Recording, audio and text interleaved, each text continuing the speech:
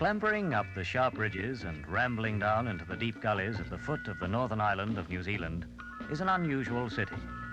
A determined city that has elbowed a space for itself where there was none, and bound itself onto the inhospitable hills with roads that twist down to a blue enclosing harbour.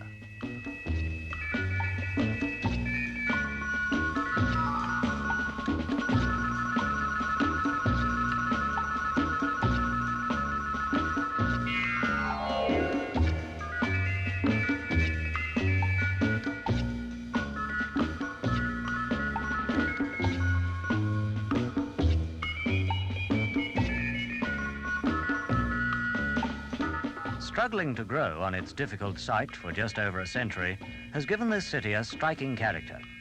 Wellington has become a city unlike any other in New Zealand.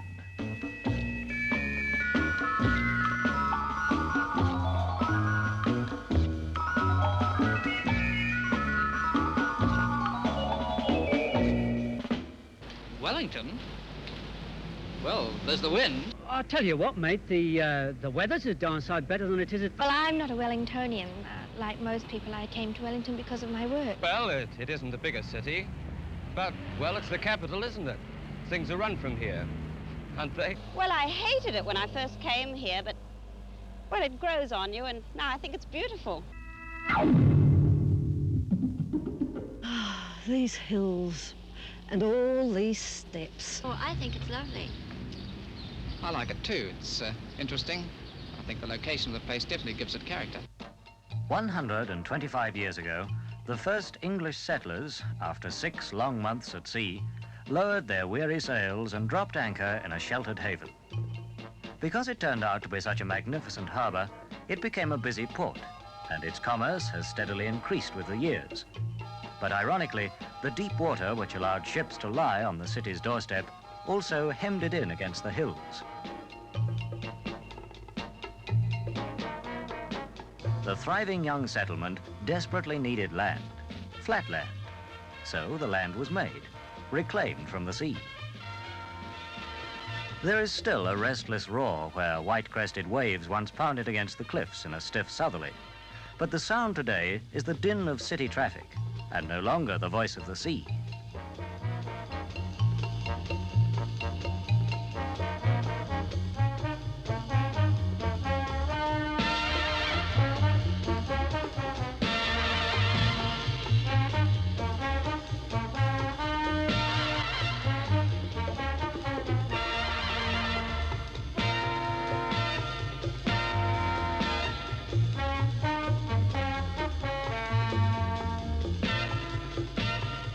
Early in its history, New Zealand was governed from Auckland in the north, but Wellington's founders considered that the seat of government obviously belonged in the centre of the country.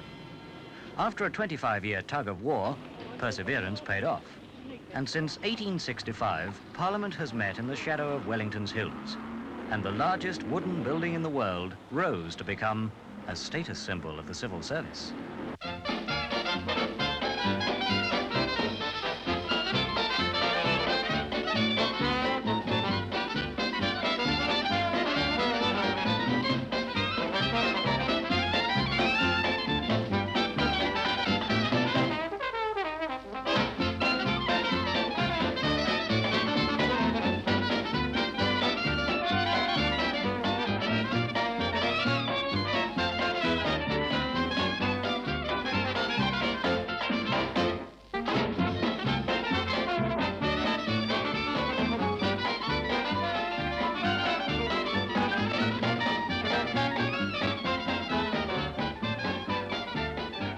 At first, settlement was a game of follow the leader along the ridges, but soon there were more players than room.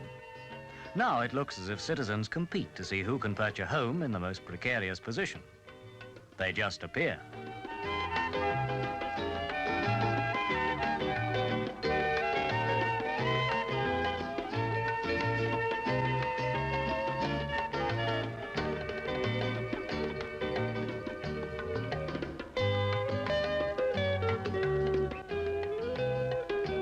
Comparatively few of Wellington's 125,000 are locally born.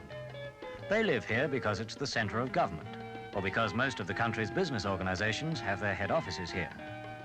But the blanket the home builders are weaving rolls on over the ridges, rumpled, patchy and colourful, further and further away from the crowding city, and always avoiding the parks and reserves so lovingly set out by the pioneers.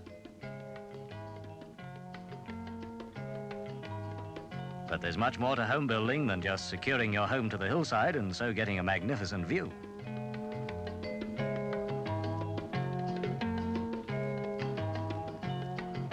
With over 100,000 competitors, the daily obstacle race down into the city office is a hotly contested event.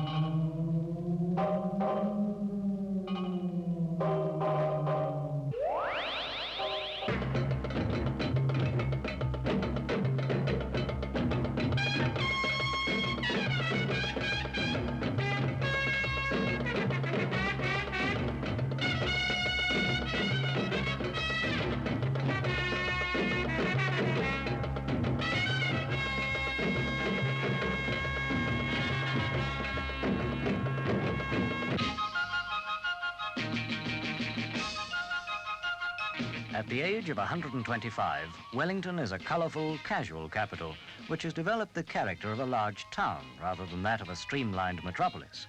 And this she has mysteriously turned into a virtue.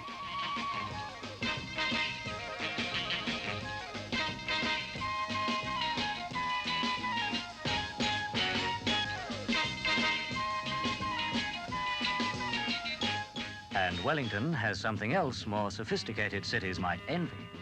A string of beaches and bays curving for 32 miles through the city and suburbs like a bright blue ribbon.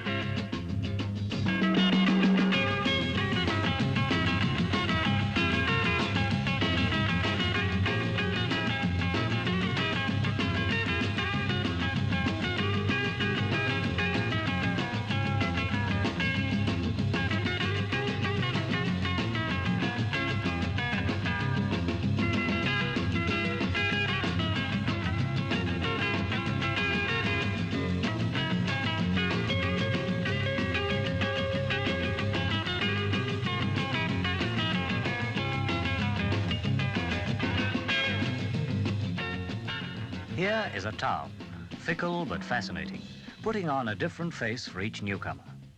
Her form has been shaped by the sea, the winds and the crumpled hills, and patterned by the buildings her citizens have raised upon them.